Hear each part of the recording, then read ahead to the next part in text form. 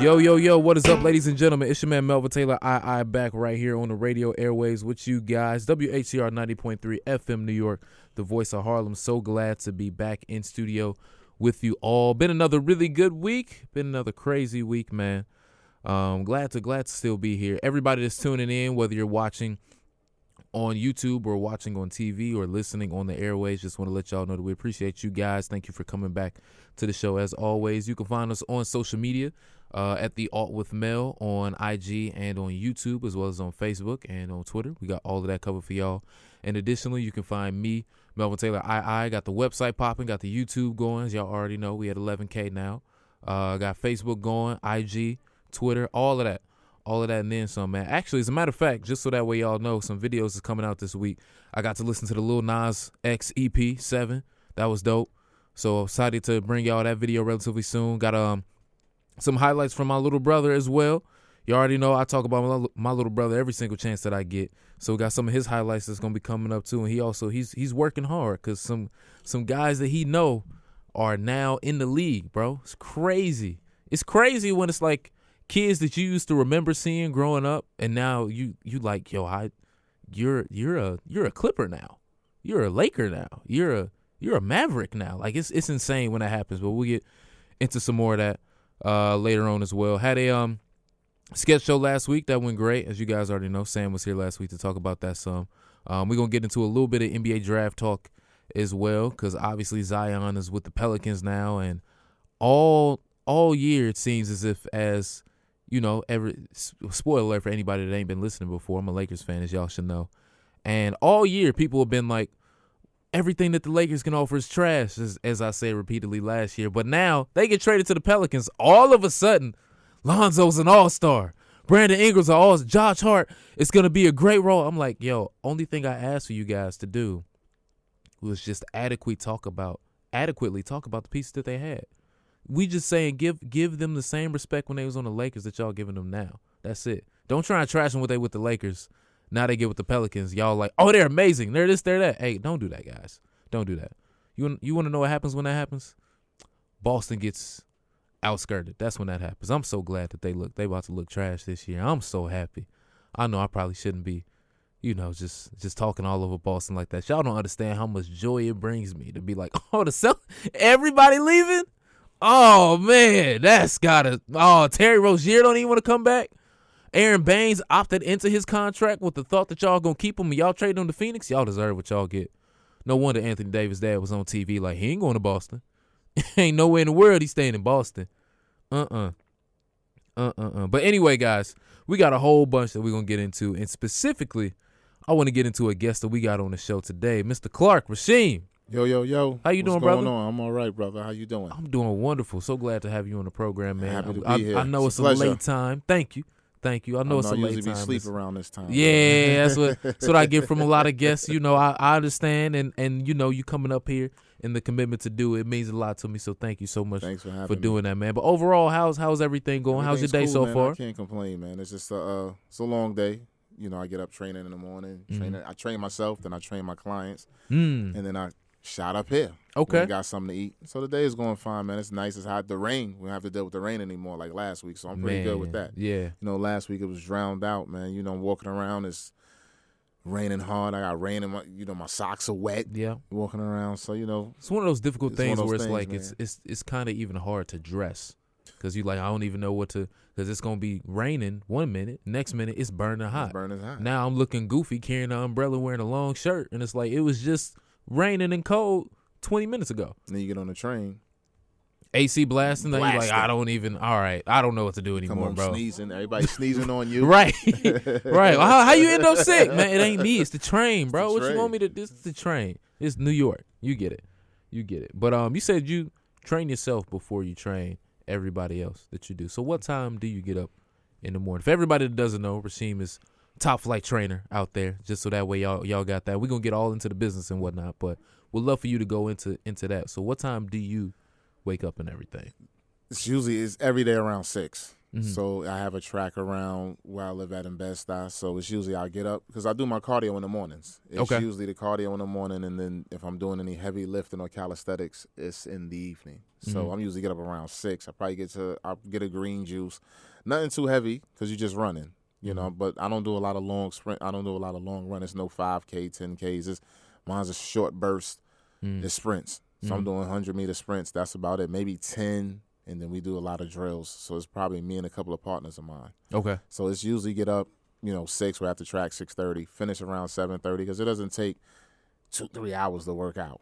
It's more if you want to get in. Yeah, you want to get in and get out, man. If you sitting there doing 2 or 3 hours, usually playing around, usually talking or holding conversation. I'm not doing that. We get in there because we all got work after. Right. So, the deadlines are we going to get out here. And I'm not waiting. Right. 6:30 is it. You here? We starting, bro. We starting. Yeah. If not, you got to catch up. Yeah. We're not waiting around. So that's usually how I run my business as well. Mm-hmm. You say we're going to be there at 6:30, 6:30, 7:30, 8:30, whatever appointment we set up, you have to be there. I'm not waiting around for anybody because that's how I line it up. It's New York, man. Everything is fast. That's fair. Yeah, it's New York. That's fair. Is there any specific reason why the running workouts are in the morning and the calisthenics weightlifting is later on in the evening? It's just a personal thing for me. Okay. I feel my body performs better doing that in the morning. It's hard for me to get up and usually lift early. I don't perform the same. Even if I'm with partners, I gotta have 2-3 people with me. Yeah. Running is just it comes natural to me because that was my first love. That was the first thing I ever did was run track. Yeah. And it was always in the morning. Even when I started boxing, the road work is always in the morning. It's usually even during school as a teenager. People are like, oh, did you get up and run? Yeah.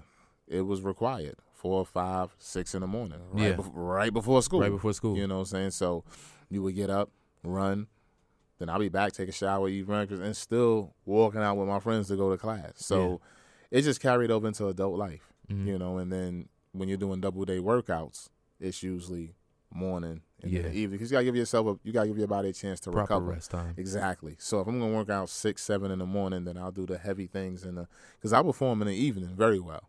6, 7 o'clock when we doing those afternoon workouts, evening workouts. Okay, now it's on. Yeah. If the running is pretty good in the morning. But that's what I do. Evening, once we jump in that evening workout, it's a different ball game. If you tell me to do the press or bench or squats or cleans in the morning, it's I'll be lagging. Yeah. But in the evening, it's a whole different ball game. By afternoon time, you're so it's just a personal preference. But I know a lot of guys that perform better in the morning. They prefer that. A lot of clients I have. I want 6, I want 7, I want 8. They said it rejuvenates them right before work. So they said that wakes them up before they go to work. And I always think it's weird because I think that kind of gets you tired before you go to work. Before you go to work. Nah, a lot of clients I have, they'll tell you, nah, man, I'd rather have the morning. Even on the weekend, I'd rather have the morning. Interesting. It wakes me up, and that's how I start my day. I'm alert. I can't do that. If I'm doing what I tell them to do, whatever, depending on what body part we're hitting, I couldn't perform for the rest of the day. I would have to take a nap, then get back up. Yeah. But it depends on you. Some guys prefer the morning. Some people prefer the evening. I prefer when I'm doing cardio is in the morning. Okay. Preferably, I just have nothing heavy. I just get a green juice that I make and then head to the track. You want to give yourself a chance. Nothing too heavy. I'm not trying to throw up out there. Right. I've seen that. I've seen that guys throwing. I'm not trying to. You I don't need that much. Nah, I'm not trying to do that, man. So I just keep it very light. That's where I do my cardio and I also do my core oil because that just mixes with me. I'll do the cardio, then I'll do abs. Yeah. Right there. It's nothing too specific. It's maybe 500 sit-ups, maybe 400 leg raises, depending on the day. This morning it was just 400 leg raises. We just go back 100. You do 100. By the time you finish the next 100, I'm back to my 100 again. Yeah. So it's, it sounds like a lot, man. Once you condition your body to do that type of stuff, it becomes a normal thing. Where it's this is just my Tuesday. Yeah, this is my thing. You just get up and okay, you're doing your leg raises. It's Friday sit-ups. It just seems tough, but it's not. It's just all about. It's the same thing when you conditioning your mind. Yeah.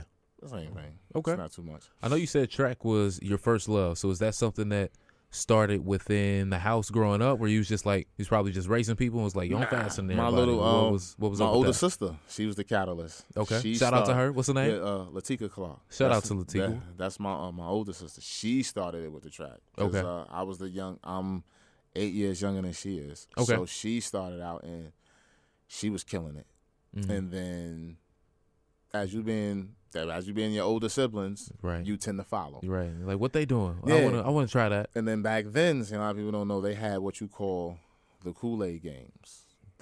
I have no clue about this. That's the Kool-Aid games. Kool-Aid was the sponsor of like a big track meet. Really? So it was like, if you never ran before, or if you did run, I remember that was like my first track meet. I had to be like maybe 6. Hold on. They threw me on. So this is like Kool-Aid would sponsor this in the way that you see like Gatorade sponsor stuff now. Kool-Aid would sponsor it. Kool-Aid with all the what's up with Kool-Aid? Yo, why is that still not a thing? The sugar was sponsoring exercises. Yeah, run fast, drink some Kool-Aid. And drink some Kool-Aid. Word, because that was on the prize. You would go home with Kool-Aid. Yo. Word, you know. This should still and be you a had thing. the shirts with the big Kool-Aid man. With the Kool-Aid, oh yeah. When you registered, everybody had the Kool-Aid shirt. And if you and all the prizes, whether you won or lost, you got first, you got 6. You had Kool-Aid to go home Kool-Aid. with. I'm sorry, brother. You only get the lemon kind today. You came in last. You got the lemon one today. You got the lemon one. You got first. You got tropical punch and all. right. You could pick your flavor if you come in first type of thing. That was the Kool-Aid games. That was like my first meet. Okay, you said you was around 6, maybe. I was around 6, and then matter of fact, I was 6 years old, and then it went on from there. And then by the time she got to high school, and she started really making a name for herself, she went to Tilden. And they had, like, back then, if you was in New York in the early 90s, you knew Tilden female squad was it. They were like they was running New York. Okay. They was running New York. I mean, from every race. I don't care if you ran the 110 hurdles, the 400 hurdles, 1,500 to 3,000. Tilden had somebody for every race, and they was killing it. Yeah. And my sister ran the 400 hurdles, and she ran the 400 too, so she just started killing it. And that went on, and she introduced me to Speedy, John C. Alston. Okay. That was my first coach. We was with the Kenyan runners. And if you was around that time, we was running everything. We was running New York. We was running the Nationals. We was running junior. Everywhere we went, because this whole thing was, I'm not taking y'all to get second. Yeah. We was killing it. I won my first national title. I'm not taking y'all to get second. We're not taking y'all to get second. That was the thing, man. You would get, our practices were very intense at a young age. So I kind of like, I always tell guys, man, I said, you can see, you're looking at LeBron and some of those guys, it starts early. Because I remember going through them 9 years old. I won my first national title, I was 9 years old, 1992. We won the 4x4. In North Carolina, Charlotte, North Carolina, we won the 4x4, and that introduced us to major competition. Got you. And I always tell guys, it's only fun when you win it. Oh, I believe it. I believe it. You ain't talking about it like in '92 I came in second place. Yeah, it's only fun when you win it, man. It's hard, but it's fun. But you always say, it's fun. It's fun. Nah, it's only fun when you win it. When you lose, it's not winning. I mean, it's not fun, especially when you train hard. So that introduced me to national competition. Yeah, and it's been just on ever since. Okay, because it was so intense it's different from being local. Like my man said in Juice when he told Omar Epps, you just local. It's the same thing. It's just being, okay, I'm the man in New York. Once you get to the nationals, it's a whole different ball game. You got cats from L.A., Texas, Florida, and you like, you looking around, and you start to get nervous. Like, okay. You're like, oh, this is serious now. This was way before the internet era. Right. So you didn't know your competition. Right. Now, you can look them up. You can look them up easily. All right, this the cat. Back then, you only heard about them. Back then, you had what you call the runners books. I think it was East Coast had a book. Okay. And I think Runner's World had a book. Was this like a monthly? It was a monthly thing. Type of thing. Okay, remind me of the East Bay a little bit. Yeah, all right. It was a monthly thing, and back then it was 3 big meets: Junior Olympics, Nationals, and East Coast. You trained all year to go for those 3 meets in the summertime. I don't care what you did in cross country and indoor. If you ain't make no noise in the meets, you wasn't nobody. Yeah. You wasn't. It didn't even make sense. So you was training For those three meets. And then when you got there, it was like, okay, here we go. When you look, you may heard, yo, that's so-and-so. So-and-so ran this. So-and-so ran that. And you look to the left. There you go right there. You look to the right. You like, okay. Yeah. You like, all right. Here we go. And you go, trials, semifinals, the finals. Mm-hmm. Now you look, and it's now, because everybody on that track supposed to be there. Yeah. So you look, and I ran the 4 and I ran the 8. Okay. I'll never forget, we got to East Coast, and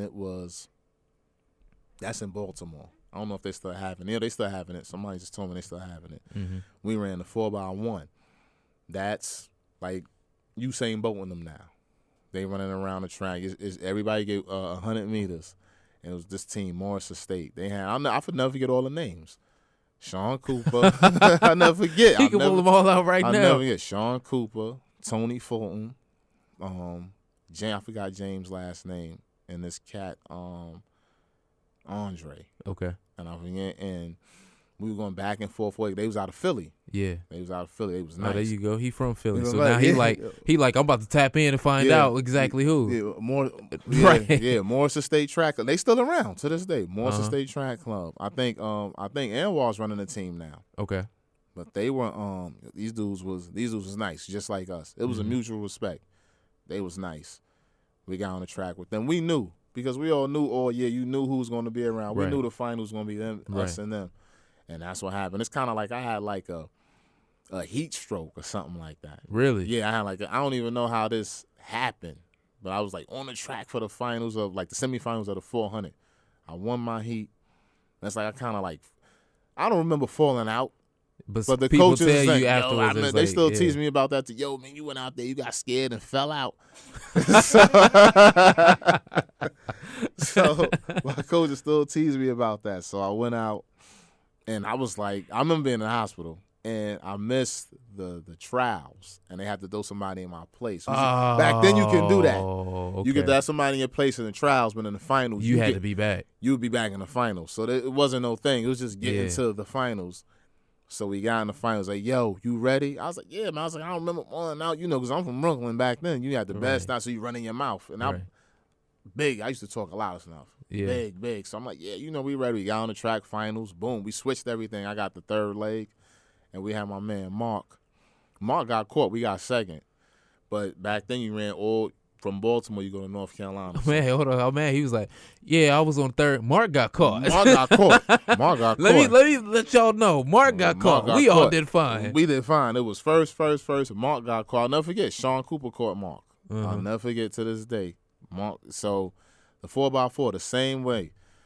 My boy goes and eats a pizza before we get on the track and throws up. What you doing, bro? And he was the fat, and I was just with him Saturday, and we still tight. Yeah. And he's like, yo, to this day, he's like, I don't know what happened. So he said somebody gave it to me, and I just ate it.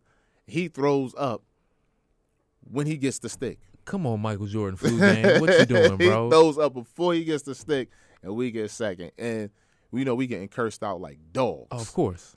Dogs. Of course. I mean, like, we were scared to go back to the coach. I mean, we pushing each other. No, you go. No, you go. Hey, Mark, you threw up, bro. You go first. You go. So it's like, oh man. So though we might as well go because we all gonna get cursed out. Yeah. You might as well go and take it on into North Carolina.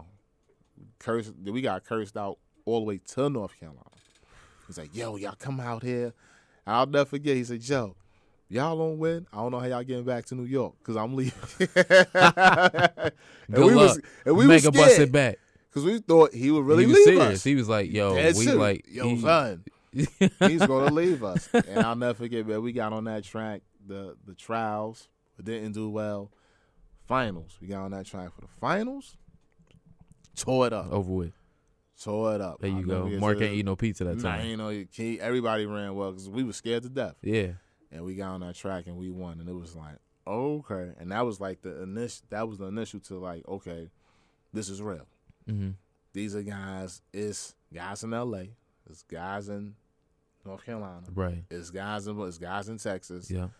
Everybody doing this. Okay. So now, but when you start out young, it helps. Because I tell guys, once we got to high school, it was cats we running with, playing football with, boxing with, and I'm like, this was their first. You're just doing this at like 14, right? You behind. You know what? It's funny that you say that because I tell people that all the time. Say for example, like my little brother down in Texas, D1 Hooper. I got another cousin that said Drake playing corner and safety.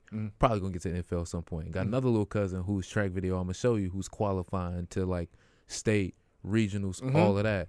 And a baby cousin, 8-9 years old, one of the coldest hoopers in Chicago. Meanwhile, like I told you before, I was reading Harry Potter books to start out with. I ain't start playing sports until like 6th, 7th grade or so. And everybody always asks, what do you think is the major difference between what happened with you and where they all are? And I tell them, because they all saw what happened with me, they was like 2-3 years old, you starting. Like the one that said Drake right now, he was playing football at 4. My brother was playing center guard at 3.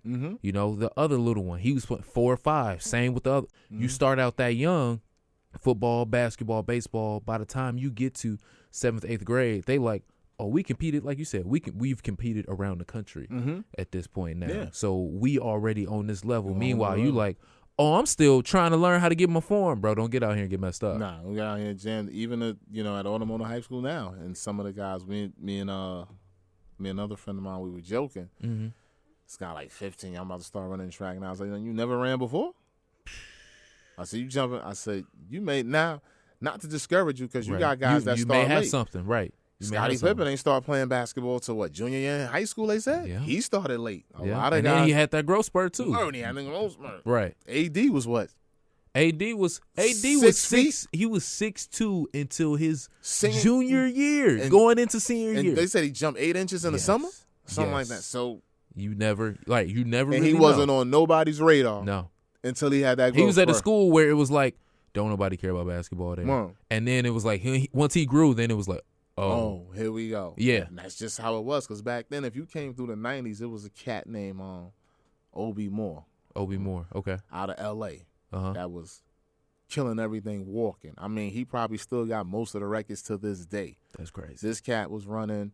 He was on the cover of Runner's Digest at 16 in the Pan Am Games. LeBron, chill This out. dude ran a 45 quarter at 16 years old. What? He ran a 45. Yo. At 16. What? He ran a 45. This guy, I'll never forget. This cat ran a 45 at 16. He was on everybody's radar. Wow. I remember he was like that because he's a little bit older than I am. But I remember seeing him just like at meets. And he just like put the fear of so many cats when he took the track. Yeah. Because you already knew you was basically playing for second. Okay. You was running for second. When you got on the track, if you was in that age group with him, you was running for second. Okay. You knew Obi Moore was winning. Straight up. And he was winning, he was breaking records. That's crazy. You know?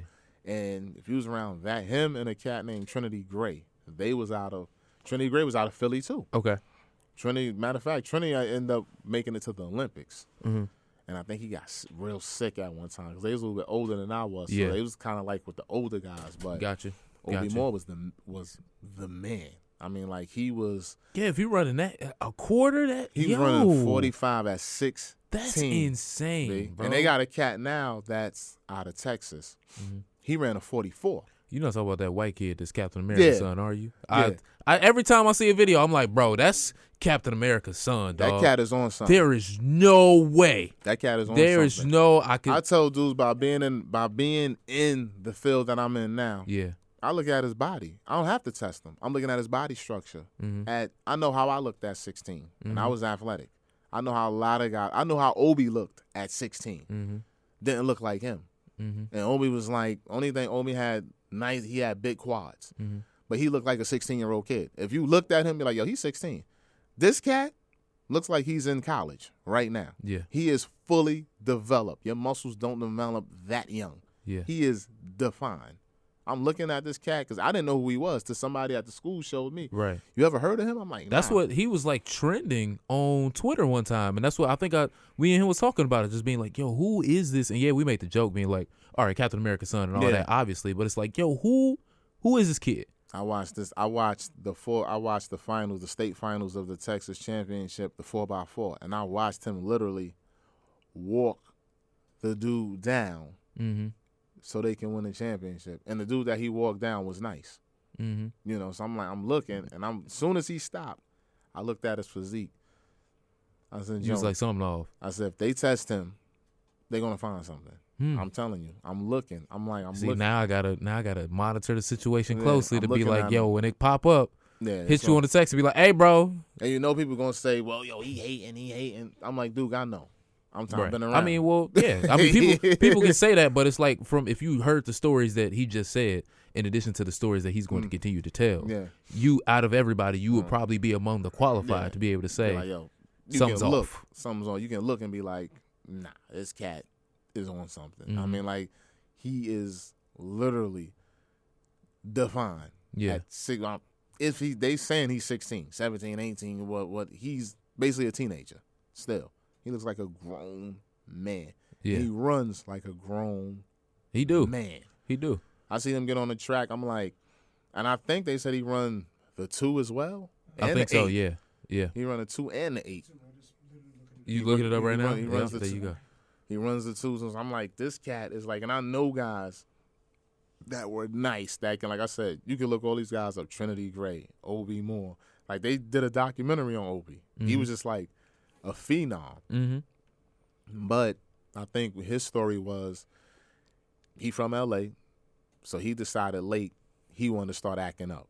Talking about Obi? Yeah. Okay. He decided late he wanted to jump into that lifestyle. And it messed him up. Gotcha. He was like Michael Johnson's protege. And you know, at that time, Michael Johnson was like the man.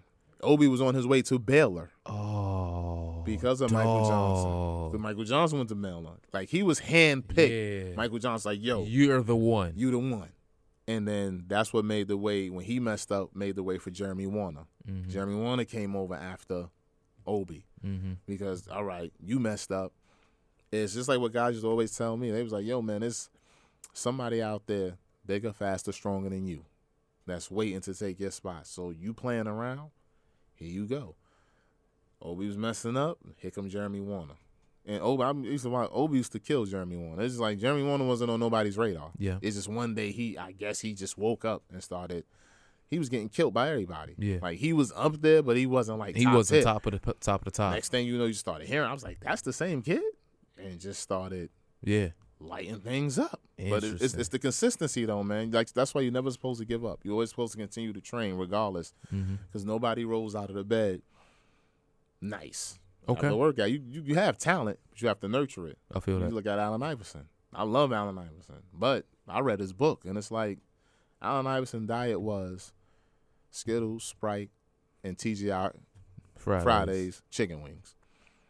Kobe told a story one time. Kobe was like, yo, there's no way he's doing this in the NBA, and that's his lifestyle. He's like, when I'm out here killing myself, training, and Kobe's like, yo, one day they was in L.A. for the finals, and he got a call. Yo, Allen Iverson is in here drinking.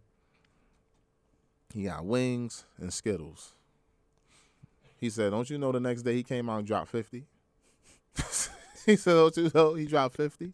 But you got to think, if Allen Iverson took his career half as serious as Kobe. What Kobe did. Be a different conversation. It'd be a whole different ballgame. Different conversation. Because you can think about it now and say, for example, on Kobe's back half of his career, pre-injury, it makes sense as to why he was able to sustain that. Yeah. Versus when AI was in Denver, you started to see. You started to see it. It's catching up. You started to see after that he had a 10-year run. Yeah. And he just started seeing everything dwindle down. Now he couldn't sustain it no more. Yeah. The lifestyle, the drinking, the partying. For sure. It catches up with you. And that's what I tell guys. I tell the kids I work with. I'm saying, yo, you know, so-and-so smoke weed. I was like, okay, see where so-and-so at. Couple years from now. You'll see. He's doing it now because he's young. Right. His body's a self, healing mechanism. So right now he can do all that. Lungs is fresh. I said, let's see. Give it some time. There's a reason why LeBron going into year 17 and still killing people that's like 22. Right. Coming into the league. It's a reason. Right. This was the first year where people was like, oh, he's missed the most games. This is the first year he's ever. And still averaged 28, 8, and 8. And that's considered. And his groin was still messed up. And that's considered an off year. Right. 28, 8, and 8. And that's considered an off year. Insane. But you see why he Absolutely spends insane. what he say he spends $2 Yeah, million like on $2 to $4 million yearly. on his nutritionists, his trainers, and you can see why. 28, 8 and 8. Guys go through a career and don't average that. Right. He did that. Guys injured. go through a year and can't even get that once. He did that injured. Yeah. And you see he's getting ready going to year 17. About to be 34, 35. With and jumped into the league. He has a 17-year, and he was playing with grown men. Mm-hmm. And he has wear and tear on his body. Not 17, to mention the playoff runs and the final runs. and the Olympics too. You understand?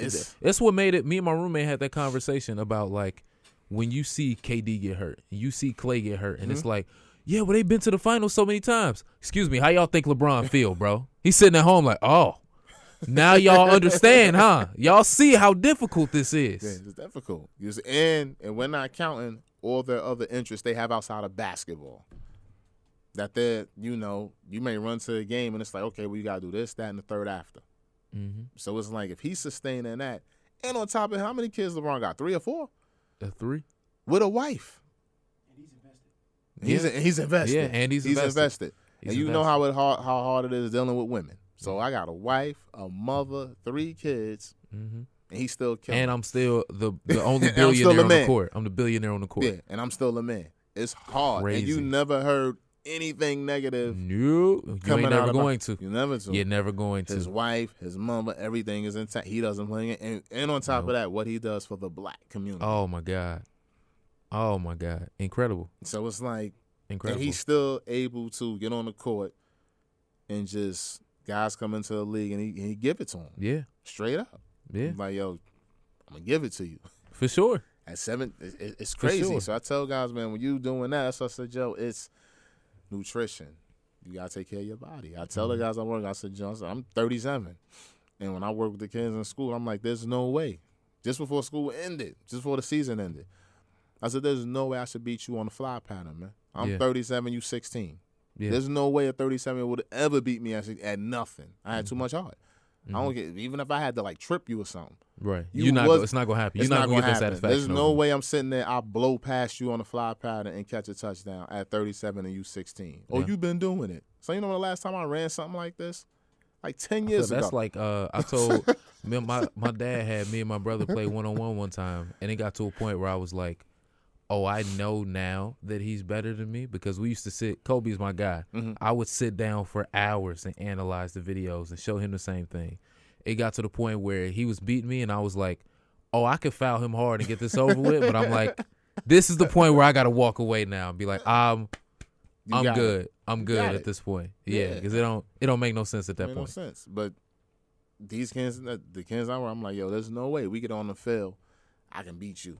There's no way. Yeah. How the hell I get it? And I can beat you several times. I'm going to do a fly. And I'm telling you, I'm about to run a slant. Yeah. And I catch it.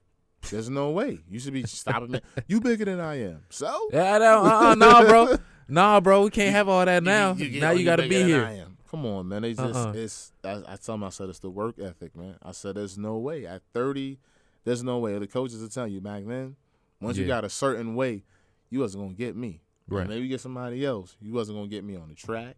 You wasn't going to get me on the film. And when we got in the ring, once they finished giving me everything, they was like, nah, I'm not getting it. They used to say it. They like, I'm not getting in the ring with that boy. Yeah. Because I already know what I told him. Yeah. And he's worse now than when we got him. I'm not getting in the ring with that boy. I'm not getting in the ring with that boy. You know what? I do want to hop into some more of that football especially and the boxing. We're going to play a little bit of music and then come right back. Cool? Cool. All right, ladies and gentlemen, don't go anywhere. We still got Rasheem right here from Bralic. Don't go anywhere. Again, WHCR 90.3 FM New York, the voice of Harlem. It's the alternative.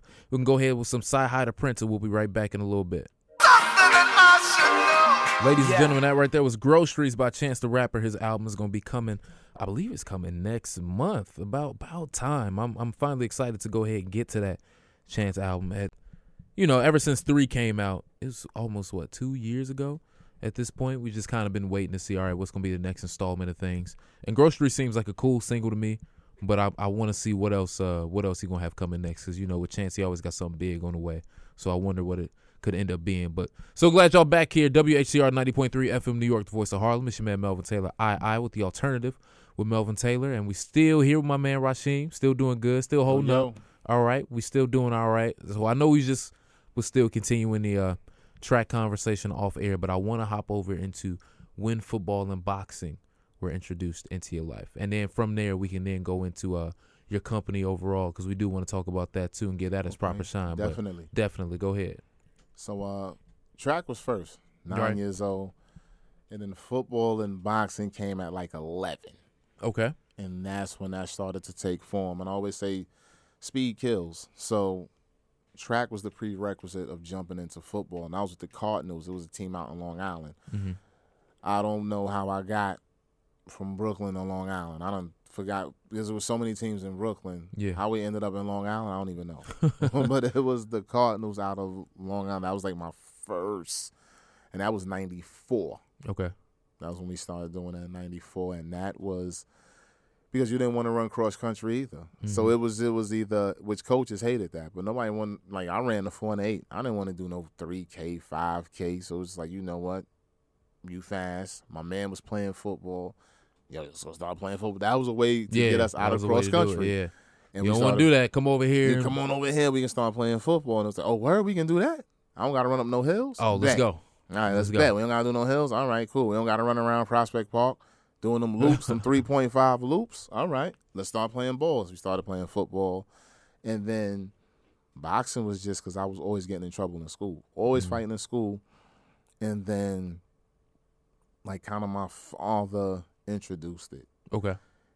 Because it just was like, all right, you fighting in school. Okay, you bad. You the man. How you like fighting? I got something for you.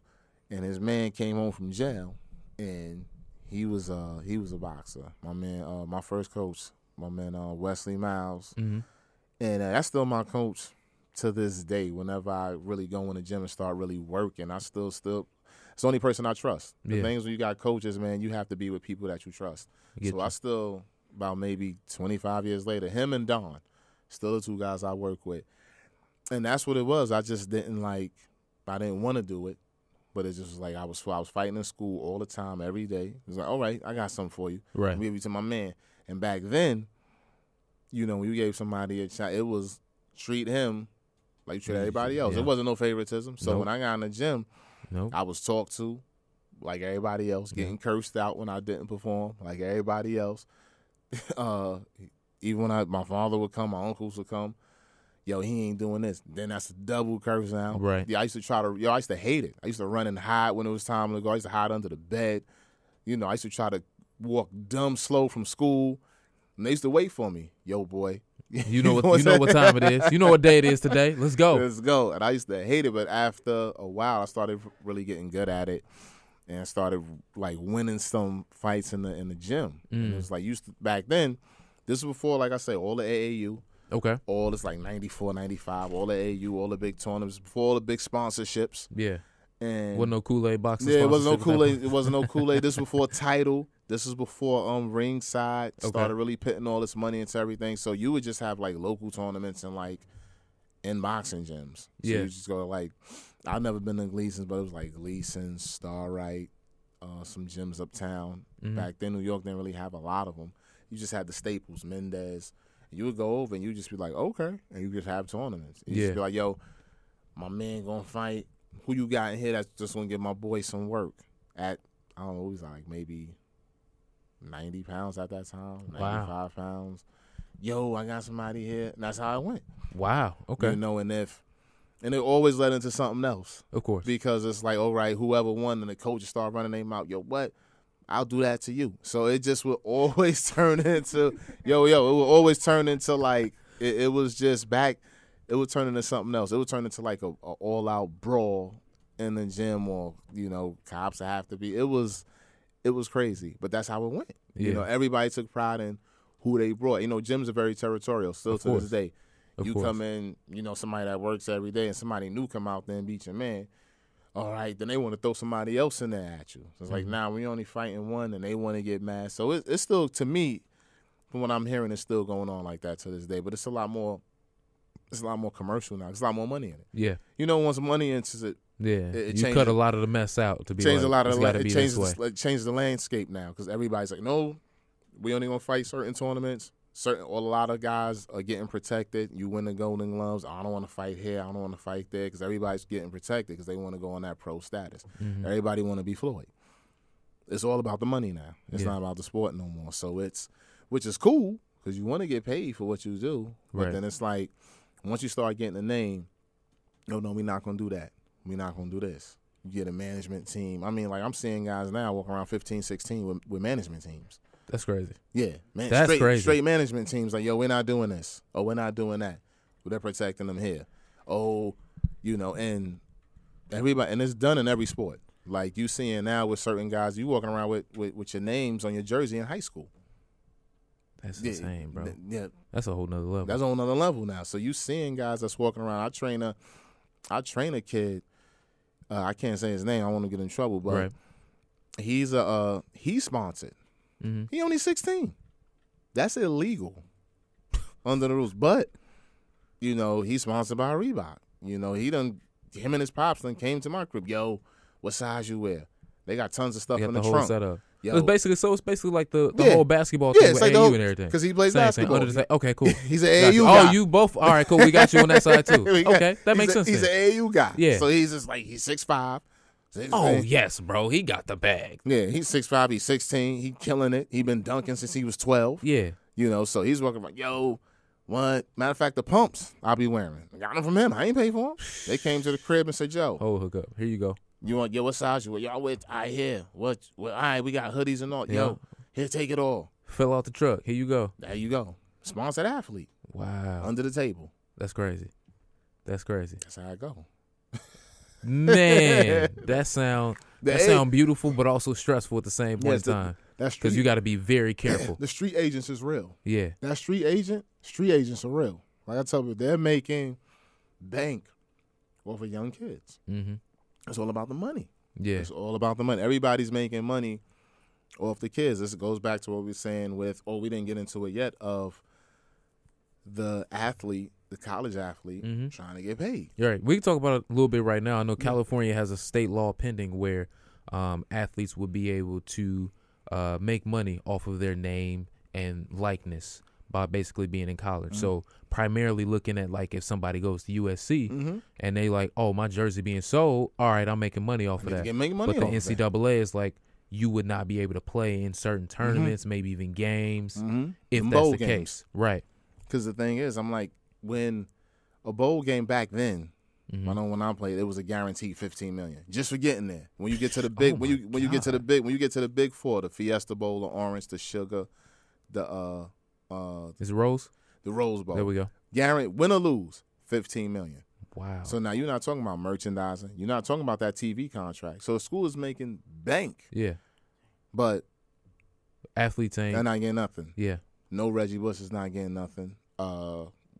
Nobody. They're not getting, but that AD is getting that 1.2 whatever his contract is.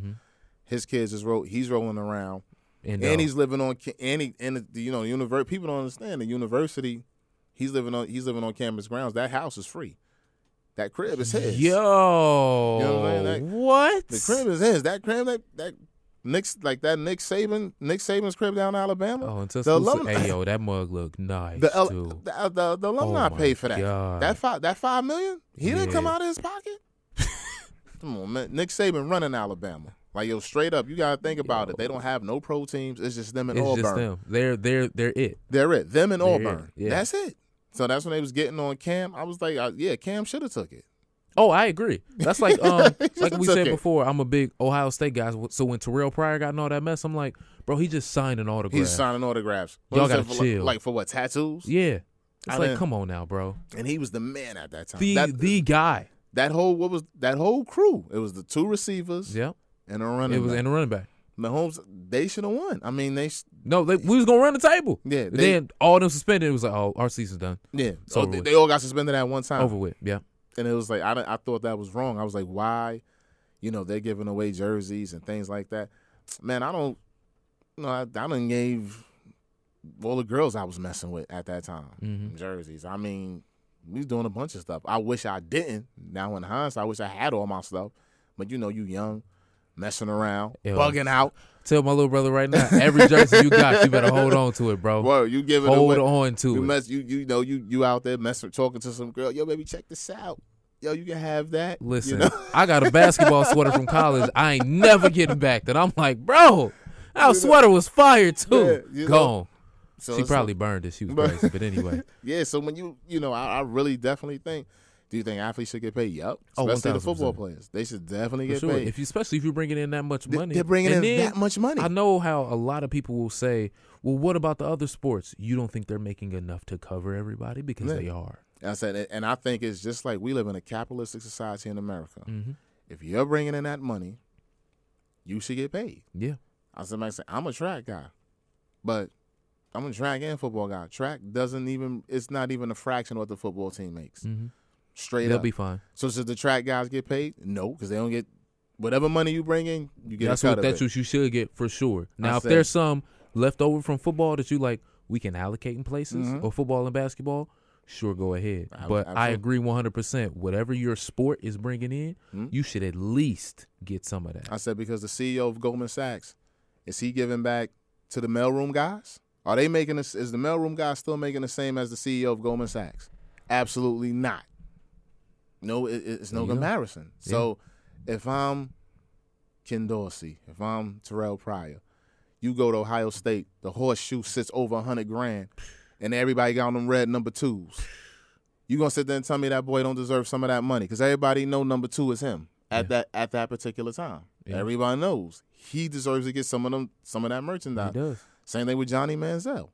When he was that Johnny football, but when he was the guy, everybody was trademarking it, using the name, selling jerseys. So his parents did though. That Johnny football, they did all that. So the family was getting a cut off for that. They said, all that stuff in the Texas A&M, it was his mom's because he came from some money. Yeah. So his mother and father. That makes sense for them to be like, no, we're gonna make sure that. Yeah, we're gonna make sure. That's not You're happening. not gonna do that to our son. Yeah. In Texas, but A&M, the Aggies hold what 109. Yeah, it's one of the big stadiums. One of the biggest ones in the country. Yeah, full. Yeah, and now no offense to Kevin Sumlin, good coach, but we know Johnny's bringing in a lot of that, so he needs to get that back. Man, Johnny's bringing in all of that. Yeah. As soon as Johnny left, he got fired, and I like Kevin Sumlin. Kevin Sumlin's a good guy. I do like. Who was their quarterback afterwards? He was decent.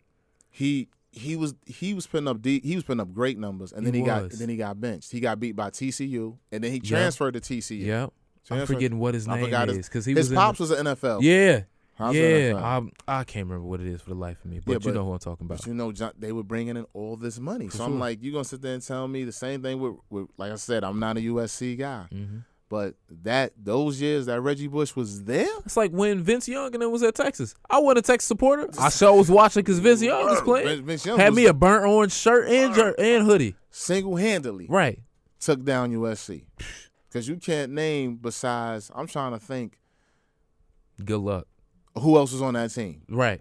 Good luck. I know Vince Young. Right. Well, everybody know number 10. I don't know. I'm trying to think of who else. Maybe Brian Arakpo. Maybe he was there. Okay. Ooh, was he? Or was he after? Well, I think he might have been after. He was after. I think he was Matter of fact, because he was there with Colt McCoy. There you go. That's what it was. So. And Colt McCoy was only there because, I saw what Vince Young did. Saw Vince Young's leaving. Yeah, my time to go. So it's like, why shouldn't Vince Young get paid? Why shouldn't all these guys get paid? I just, it's wrong. Yeah. But now, it's like what Malcolm say, man, chickens coming home to roost.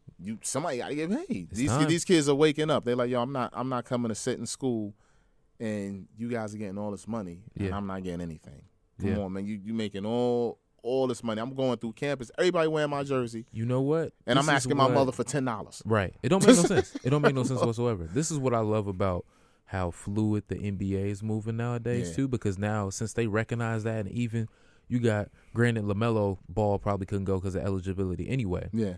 But you got other kids that would have been in this year's draft or next year's draft. It's like, oh, we're going to go overseas and play. And now instead of it being like, oh, you got like a Brandon Jennings or Emmanuel Mudiay that happens every once in a while, now it's more and more kids are like, oh, I'm going to go do that and then come back so I don't have to deal with none of that. And I can start making my money right now.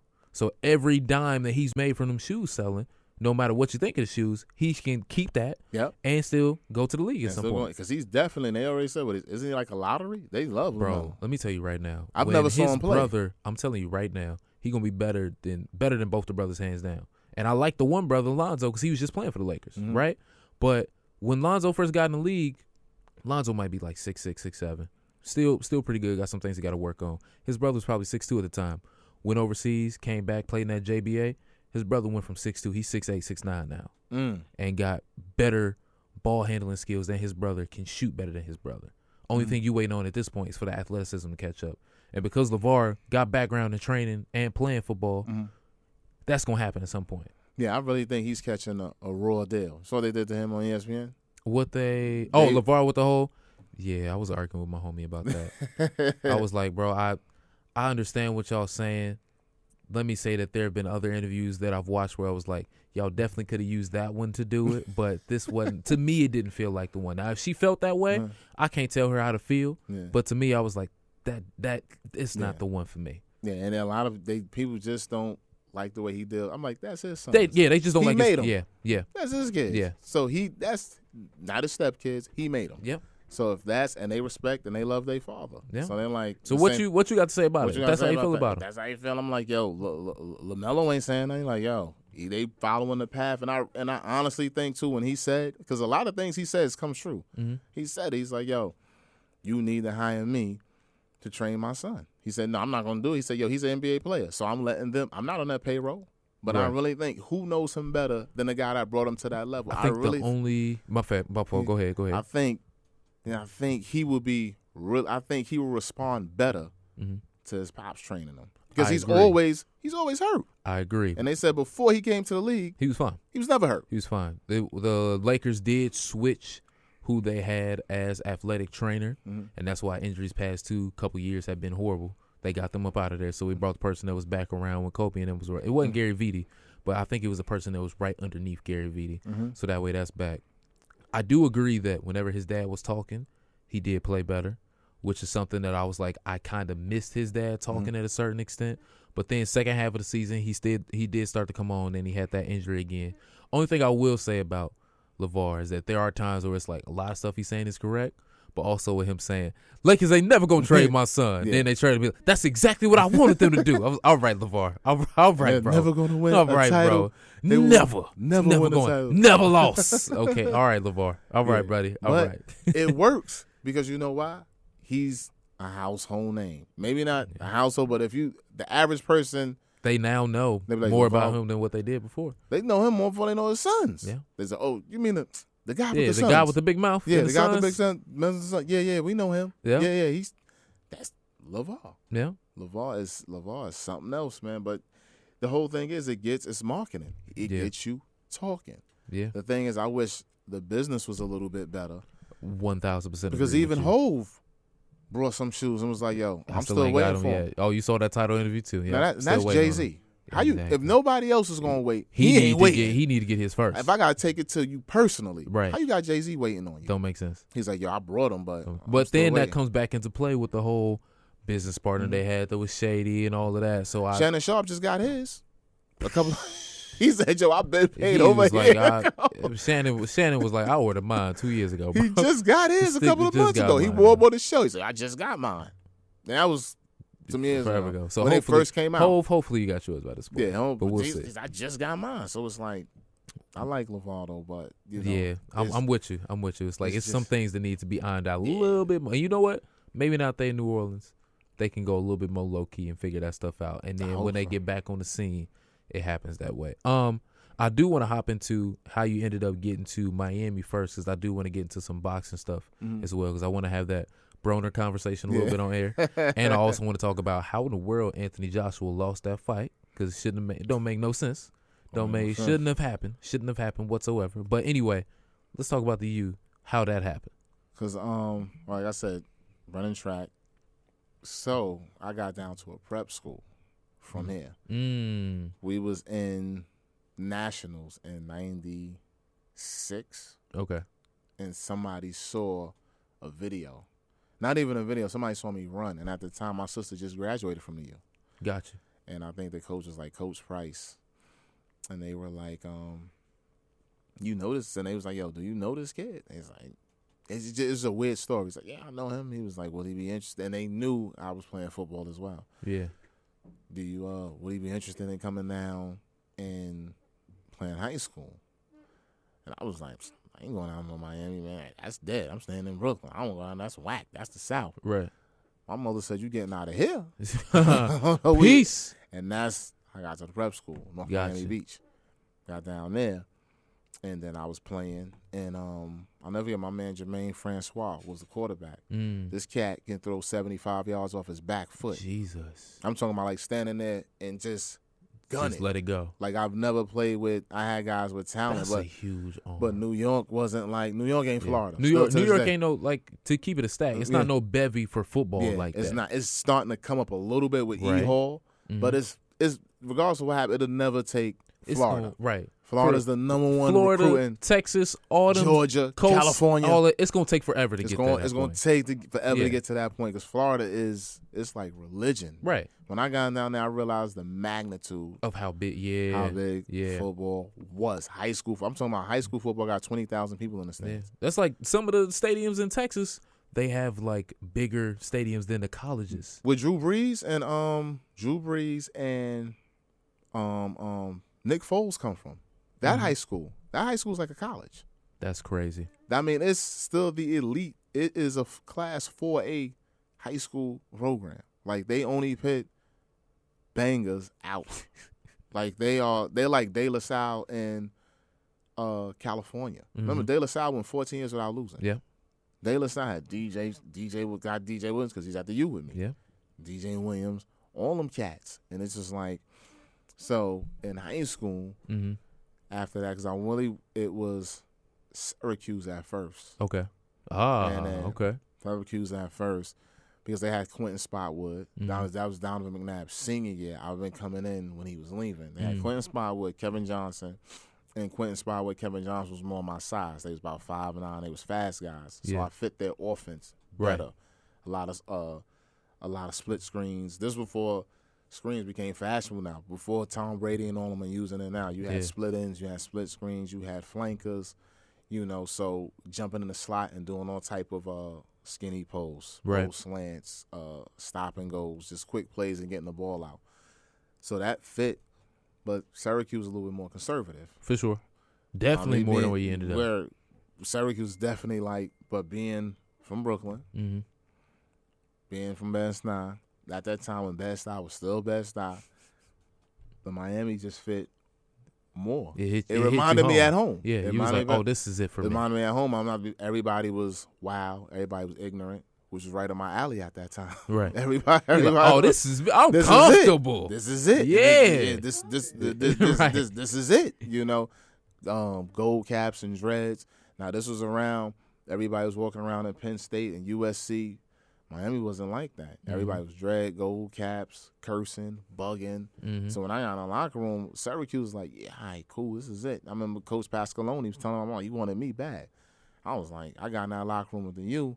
In the hindsight, that probably was better off where I should have been. Then in the hindsight, you get in that locker room, as soon as you get in there, yeah, mother, and I was like, yeah.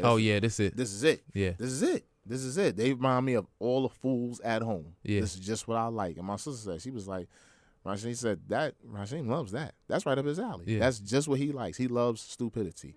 That's what he said. That's how she said. Only a sister can say. She's like, he loves stupid. She was like, that's it. That's right up his alley. He loves it. And they were winning. They were on their way back from what happened in the late 90s where all the sanctions came down. Yeah. Coach Davis had him coming on back. But then Butch took the job. Right. At Cleveland, Larry Coker came in, and Larry Coker was like, yo, he likes speed. Thus, he liked me. So he came like, nah. Me and Roscoe Parrish, he was like, yeah, these are the cats. I love speed. He loves speed. As opposed to like Andre Johnson and all them cats that was like 6'3". They can burn. They can blow because Andre Johnson's on a 4x4 team. He can blow. Yeah. But it was a little bit different. He's like, all right, I need these guys. So that's when I was like, all right, bet, here we go. And that just was, that's how I ended up down there. Man. I ended up, and I signed, it was like, I went, you went on your, because I didn't need to go on a visit because I was always around. Because my sister was there, and she was dealing, her boyfriend at the time was, she was still dealing with Chris. So they was together for a long time. So I was always in the locker room. Like I was familiar with the team. I was familiar with everything. He was like, I'm good on all of that. Just let me sign the paperwork. Yeah, I don't even know. I was just taking visits just to get out the house. Right. South Carolina, Syracuse, and Pittsburgh. Okay. Let's just say, and all nice campuses, South Carolina campus, but I knew I wasn't going to South Carolina. But Pittsburgh campus is nice. Syracuse, I really look, because first of all, I love I love Syracuse colors, the orange, blue, and white. Mm-hmm. I love how the scheme was together. I love and they was, at that time, college football it was only a few teams that was still throwing the ball. Yeah. Syracuse was throwing the ball. Miami threw the ball a lot. Florida State threw the ball. Steve Spurrier and them definitely was throwing the ball. Yeah. You know, everybody else was still doing that old school eye back, wing back, running the ball 30 times, throwing the ball 10 times. I was like, it wouldn't make no sense for me to go there. Right. Penn State was doing that. It wasn't like how it is now. Everybody lined up with 4 or 5 spread receivers, out, throwing 10 throwing touchdowns. everything. Wasn't doing that back then. It was only a few schools that threw it, which was right up my alley. So I was like, okay, cool.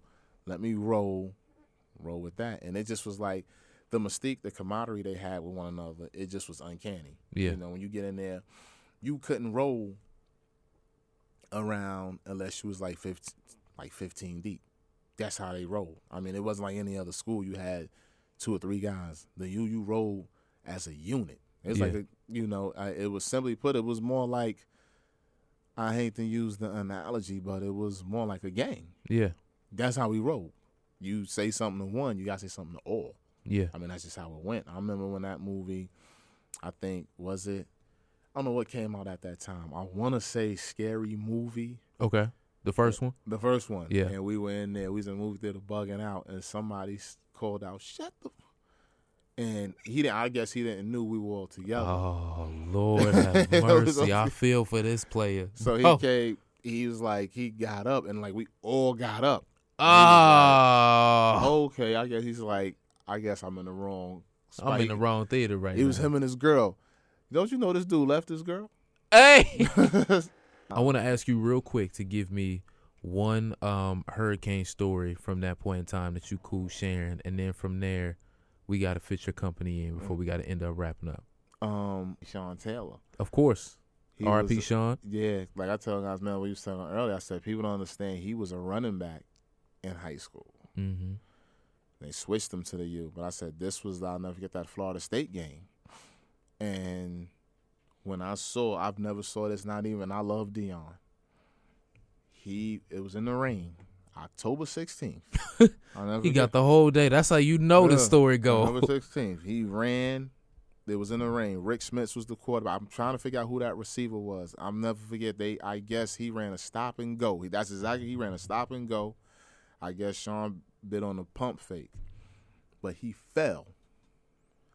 He got up, ran, chased the receiver down, caught the intercept. I mean, I don't know. You ran, jumped up in the air, caught the interception, and ran it back for a touchdown. Falling in the rain. That's insane. I tell guys, man, That's I said that was like, from a game standpoint, that was like, I'll never forget that because I never saw that ever happen. I never saw somebody fall. Yeah. And recover and then run it back. He had 2 interceptions that game. That doesn't happen. I said I'll never forget 6'3", 238. That boy was bad from start to finish. I believe it. Probably would have been best safety all time. I think so. I think he was faster with better hands than Ronnie Lott and Jack Tatum. But he had the intentions. He hit with the intentions of Jack Tatum and Ronnie Lott, but had the speed of a Deion. Not as fast, but had the speed of a Deion, and he had the hands of like Darryl Green. Like he had everything, man. I mean, like this cat, he made the Pro Bowl his rookie year. Yeah. Straight up. Came in like people's like, yo, it was him and LeBron Land. They like, yo, these cats. They're gonna be the ones. They're gonna be the ones. So tell us about Bralic Fitness, man. So Bralic Fitness, man, is my company, my fitness company. We entail strength and conditioning, boxing, and strength and conditioning, boxing, and Bralic Fitness, man, has taken me all over, man. I was in Dubai, I was in Abu Dhabi, I was in Kuwait training some guys, man. I got an opportunity to go to Greece in about 30 days with some guys to train over there. So it's more of a, man, like I said, I focus on strength and conditioning, boxing, cardio, nutrition, And, yeah, man, you can follow the Instagram, Bralic Fitness, the email, bralicfitness@gmail.com, the website, Bralic Fitness. Everything is Bralic Fitness. You know, and it's cool, man, because we intel our systems of calisthenics, of boxing. Because the thing is, like, to get into the Anthony Joshua fight, to mix it in, was when you're a boxer, you never see guys so big, so muscular like him. Yeah. You know, he looks like a model more than a boxer. Right. He's too big. His muscles are not elongated. So when he's throwing his punches, you can tell. You know, when you're carrying all that dense muscle, it makes you slow. You know, so when you look at when guys are like, well, it shouldn't have happened, but when you look at his career, you can see why it happened. Okay. Because he's too big. I said number two, when you look at the Klitschko fight, his conditioning is always, his boxing conditioning is not great. His physical condition, that's from a look standpoint, is excellent. He gets winded too fast. His legs take far too long to get back under him. That's because of all the dense muscle from the squat. I can tell he squats. I can tell he deadlifts because I can look at the definition in his legs. I look at his lower back. It's too much muscle there. So it's for him to bounce and stay on his toes. That's why when he fought Klitschko, when he got knocked down, it took him 3 rounds to recover, to get his wind and his legs back under him. That's entirely too long. If he would have fought Klitschko 3 years before, Klitschko would have finished him. He had him. It's just, and Klitschko said, I'm 41. It's just taking me a long time to get back in there. So I said, when we teaching things and, you know, when I'm working with guys, I said, listen, they're not touching any weight. You know, if it is, it's going to be very, very light.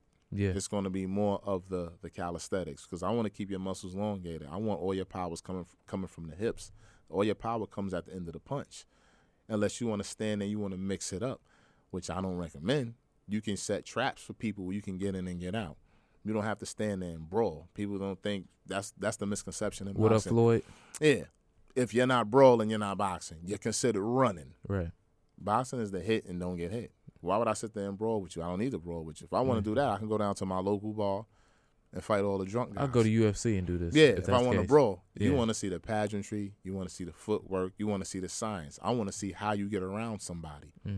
You know, but it depends. Everybody who they like, because Floyd is running, but Lomachenko he's boxing. And we already know how that goes. Lomachenko's boxing, Floyd is running. You know, Canelo now is looking exceptional on the defensive side. Is he running? No, he ain't running. But Floyd runs.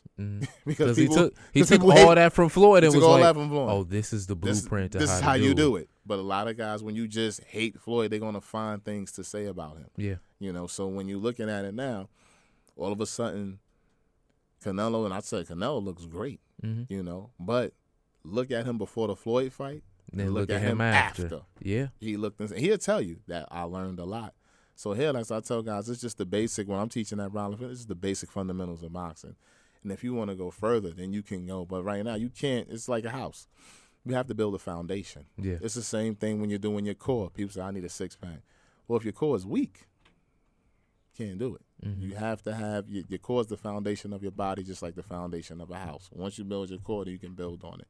And boxing is so meticulous, so intense. You have to start out. You have to go through each level. It's no skipping a step in this. I guess we kind of wrap up this conversation. Bro, I really thought Adrien Broner was going to turn it around to be that guy for a minute, thought so, too, man. I mean, he's a classic case, man. He has all the talent in the world. All the talent in the world. He has everything except for a sound mind. He has everything, man. He has everything except for a sound mind. He you know, and I think now he's missed his boat. I don't think he had that epiphany moment, but he just, I don't know. You know, I guess maybe he need to get out of that Cincinnati environment, but that's what I was hoping for too. I was like, you know what, maybe with him getting around Floyd, he might be able to do like a, you know what, let me take everybody up out of here, because when I'm out of here and I can really focus on things, like, yeah, I understand I got people back at home doing stuff, but when I'm out of there, I can be clear, send stuff back if somebody really needed, or bring them about that situation. Versus going back into it, you kind of putting yourself back in the mix in a sense, and that's not what you need. And even the way he talks, man, I said, you have to be a professional. Like, I'm not, you know, not Al Heyman, but the other guy, Leonard Ellerby. Yeah. For him to get out there, and that just really turned me off about him when he was talking about when he was calling an Ellerby a B, and, you know, I was like, you can't talk to that you can't man do like that. You can't do that to Leonard, bro. You can't do that to Leonard. He's what is he? The president of Mayweather? Yeah, you can't do that to him. He's the guy, and he's a nice guy. Everybody talks. Yeah, I met him before. Amazing guy. I met him. We was at the Barclays Center. We was sitting right next to each other, and you don't hear anything bad about him. Nope. I was like, so what could that possibly? You're mad at Floyd, so you take it out on him. Yeah. And he's like, the whole time, like, bro, you can't do that. On top of that, I mean, a man in his position, he can make things happen for you. For sure. And you like, later for that, man. You know, so even when, you know, when Hov was trying to sign him, and he was bugging out, yo, I need, what he said? I think they wanted, what they offered him? I don't even. Like 30. But they offered him 30 for, I forgot how many fights. Mm-hmm. He was like, but I'm about them billions. About billions. I need 100. And they Floyd him, and Hov him is like, you 100. ain't Floyd? His biggest payday to date was the Manny fight. And I think he got, what, $2 million? I think so. That was wasn't it. a lot. It wasn't a lot. In terms of like boxing and where he should be. Where he should be. Nowhere near where he should be. The way he talks. Nowhere near where he should be. The way he talks. Nowhere near. But I tell dudes, I said, so his biggest payday is $2 million. That's it? The way he talk? With all that jewelry? And, you know, he got, you know, now is the lawsuits with the unpaid jewelry, the sexual assault. Yeah. Here we go. It's all piling it's up. Over. It's all piling up. Can you shout out your company one more time and tell everybody where to go? Bralic Fitness. Bralic Fitness at gmail.com. And Bralic Fitness IG. Yep. That's it. That's the place. Bralic Fitness Facebook. I forgot to shout that out before. Bralic Fitness Facebook. Bralic Fitness IG. BralicFitness.com. That's the website. Go in there, check me out. Videos and all information is there. The phone number, the email. Yep. Shout me out. Give me a call. Get you right. Everything is there, ladies and gentlemen. BRALIC Fitness. So that way y'all can find it. All right. We don't need y'all going out there. Is it BROLI? Yeah, no. Chill out. BRALIC Fitness.com. All right. Man, thank you so much for coming on the program, dog. Appreciate it. Thanks for having me, bro. Of course. I had a good time, man. I thought I was gonna fall asleep so late. You know what? I'm glad we kept the conversation going, so that way it didn't happen. Next time we'll figure something out. Maybe we can try and figure out. Okay, you good? Man, it's New York, man. So see there we go. Sleeps. That's what I wanted to hear. That's what I wanted to hear. Man. Yes, sir. You get what they say. You get with it or you get ran over. Hey, 100%. You heard it from New York yourself, ladies and gentlemen. Just want to say thank y'all so much for tuning into the show. Remember, we are here every Tuesday, 11:55 p.m. until 2 a.m. on WHCR 90.3 FM, New York, the voice of Harlem. It's the alternative with Melvin Taylor, II. Thank y'all, ladies and gentlemen. Remember, you can find me, Melvin Taylor, II, on YouTube, Facebook, Twitter, Instagram, IG. I said Instagram and IG. I'm bugging. All of that. You can also find The Alt with Mel everywhere as well. YouTube, Twitter, IG, Facebook. I'm not going to say IG twice. So you can find that everywhere too, man. Stay blessed, stay favored. Always stay tailored. If you got a dream, see it through. And I'll see y'all next week on the program. And right now, we can go ahead and ride out what we got. I'm going to go ahead and play some Future Walk on Minks on the way out. I'll see y'all next week on the show, man. Peace.